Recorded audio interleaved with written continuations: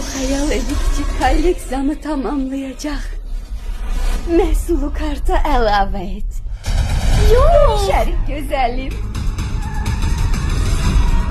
Alacalaşma vaxtı gəldi. Gedək xəyal evini geri qaytaraq. Aha, bu çox paterika.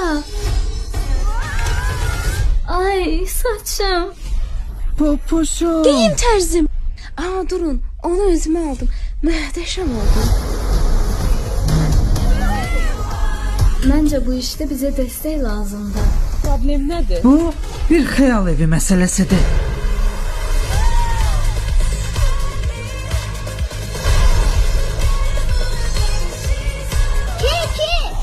Oy, Keykinin keksi yandı deyəsən. Gedirik. Marlena yoga xalçamı gətir. Ah, Ladis sümüyü duruşum. İndi kainatı yok etmeye çalışırsan, elə deyil?